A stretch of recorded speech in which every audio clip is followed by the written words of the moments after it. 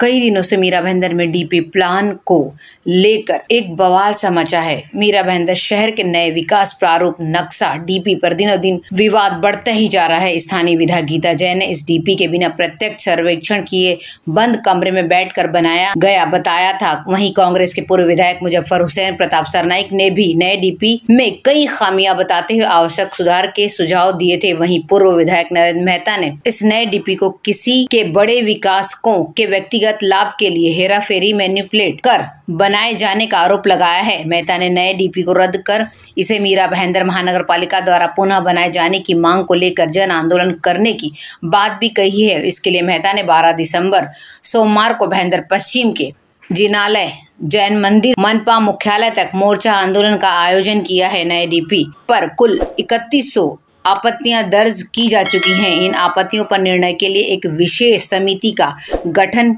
किया गया है। मीरा भाईंदर शहर के विकास योजना प्रारूप को ठाणे नगर नियोजन विभाग द्वारा प्रसिद्ध की गई थी। इस पर प्राप्त आपत्तियां मनपा के ठाणे के नगर आयोजन विभाग को भेजा गया।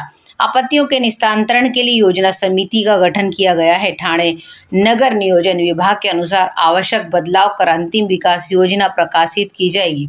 शनिवार को नरेंद्र मेहता ने पत्रकार परिषद में बताया था कि प्रसिद्ध किए गए नए डीपी में बहुत सी कमियां हैं। इसमें से कई आवश्यक आरक्षण को बदलकर उसे आर जोन रेसिडेंशियल जोन में बदल दिया गया है। शहर के पुराने उच्च जनसंख्या घनत्व वाले क्षेत्र हाई डेंसिटी पॉपुलेशन को कंजेस्टेड जोन घोषित किए जाने की आवश्यकता है, जिससे उसके पुनर्विकास में अड़चन नहीं हो।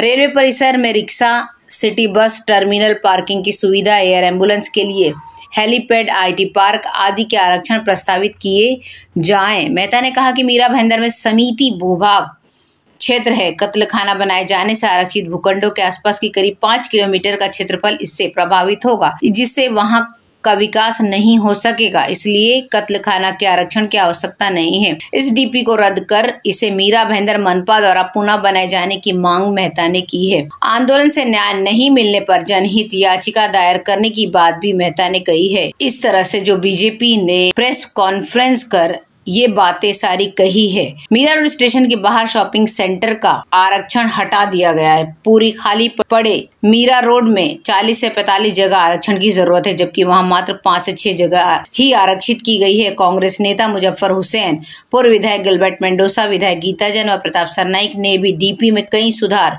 योग्य त्रुटियां निकाली हैं।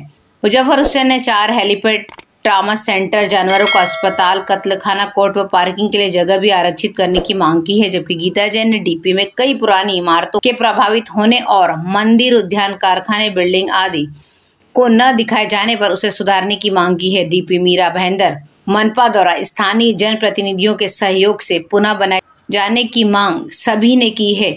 अब सवाल ये उठता है कि जब नगर पालिका ने डीपी बना दी थी तो इतनी सारी गलती कैसे हुई, या फिर ऐसा तो नहीं है कि जो मीरा भाईंदर में सारी की सारी पार्टियों के नेता हैं वो अपने किसी मतलब के लिए ये डीपी प्लान बदलने को कह रहे हैं, क्योंकि मीरा भाईंदर में पहले से ही जमीनों को लेकर जो आरक्षण किया गया है, जैसे पहले भी हमने रिपोर्ट में बताया था कि आरक्षित थी जो नगर पालिका स्कूल के लिए, वो प्राइवेट में उसे लीज पर दे दिया गया। इस तरह की जो बातें वो हो रही हैं, या फिर किसी पहले से आदिवासी की थी उसे किसी नेता ने कब्जा कर लिया है, या फिर नगर पालिका ने ले लिया, या नगर पालिका की जो जगह थी पहले से वो किसी बिजनेसमैन को दे दी गई थी। इस तरह की जो वारदातें हैं वो कई सालों से मीरा भाईंदर में चल रही है। जोनों को लेकर तो बहुत सारी परेशानियां हैं, किसकी कौन सी जमीन है ये पता ही नहीं चलता और कोई भी किसी भी जमीन पर कब्जा कर लेता है। ये सारा जो चक्कर है वो नेताओं से शुरू होकर नगर पालिका पे खत्म होता है और नगर पालिका से शुरू होकर नेताओं पर खत्म होता है। अब देखना यह है कि इस डीपी प्लान में